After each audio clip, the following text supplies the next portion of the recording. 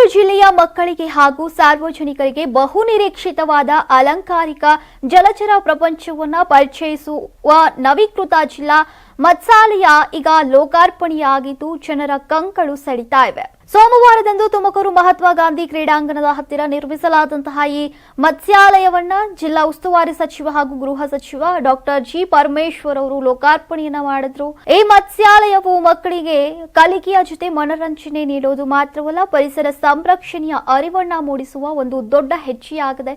ಜಲಚರ ಜೀವಿಗಳ ಆಹಾರ ಸರಪಳಿಯ ತತ್ವವನ್ನ ಮಕ್ಕಳಿಗೆ ಈ ಮೂಲಕ ಪರಿಚಯಿಸಬಹುದು ಅಂತ ಡಾಕ್ಟರ್ ಜಿ ಪರಮೇಶ್ವರ್ ಅವರು ಹೇಳಿದ್ದಾರೆ. ಸಾರ್ವಜನಿಕರಿಗೆ ಈ ಮತ್ಸ್ಯಾಲಯವನ್ನ ವೀಕ್ಷಿಸೋಕೆ ಕೇವಲ 10 ರೂಪಾಯಿ ಪ್ರವೇಶ ಶುಲ್ಕವನ್ನ ನಿಗದಿಪಡಿಸಲಾಗಿದೆ. ಆದರೆ ಸರ್ಕಾರಿ ಶಾಲೆಗಳ ವಿದ್ಯಾರ್ಥಿಗಳಿಗೆ ಈ ಮತ್ಸ್ಯಾಲಯಕ್ಕೆ ಪೂರ್ಣ ಉಚಿತ ಪ್ರವೇಶ ಇದೆ.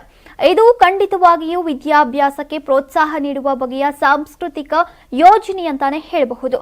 ಮತ್ಸ್ಯಾಲಯದಲ್ಲಿ 36 ಅಕ್ವೇರಿಯಂಗಳನ್ನು ಹೊಂದಿದ್ದು ಸುಮಾರು 70ಕ್ಕೂ ಹೆಚ್ಚು ಅಲಂಕಾರಿಕ ಮೀನುಗಳ ಪ್ರಭೇದಗಳನ್ನು ಇಲ್ಲಿ ವೀಕ್ಷಿಸಬಹುದಾಗಿದೆ.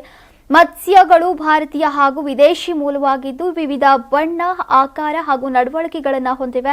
ಇದರ ನವೀಕರಣಕ್ಕೆ ಸುಮಾರು 15 ಲಕ್ಷ ವೆಚ್ಚವಾಗಿದೆ. ಮುಂದಿನ ಹಂತದಲ್ಲಿ ಮಕ್ಕಳಿಗೆ ಶೈಕ್ಷಣಿಕ ಕಾರ್ಯಕ್ರಮಗಳಿಗಾಗಿ 12 ಲಕ್ಷ ವೆಚ್ಚದಲ್ಲಿ ಕನಿಷ್ಠ 40 ಆಸನಗಳ ಆಂಪಿ ಥಿಯೇಟರ್ ನಿರ್ಮಿಸಲಾಗುವುದು ಅಂತ ಸಚಿವರು ತಿಳಿಸಿದ್ದಾರೆ. ನಾನು 86 ಕೆಜಿ ಇದ್ದವಳು 71 ಕೆಜಿ ಬಂದಿದ್ದೀನಿ. ವಯಸ್ಸಾದ್ಮೇಲೆ ಸ್ಮಾರ್ಟ್ ಆಗಿ ಕಾಣ್ತೀರಾ ಅಂದ್ರೆ ಜಿನ್ನಿ. 126 ಕೆಜಿ ವೇಟ್ ಇದ್ದು ನಾವು ಈಗ 114 ಕೆಜಿ ಲೆಕ್ಕ ಬಂದಿದ್ದೀವಿ. ಯಾವುದೇ ಸೈಡ್ ಎಫೆಕ್ಟ್ ಆಗಿಲ್ಲ.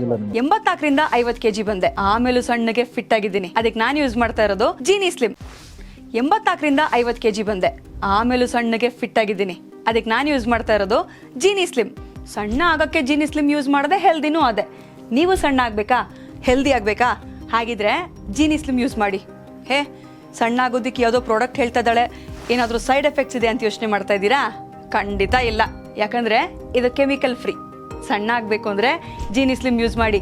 ಹೆಚ್ಚಿನ ಮಾಹಿತಿಗೆ ಕೆಳಗೆ ಡಿಸ್ಪ್ಲೇ ಆಗ್ತಿರೋ ನಂಬರ್ಗೆ ಕಾಲ್ ಮಾಡಿ.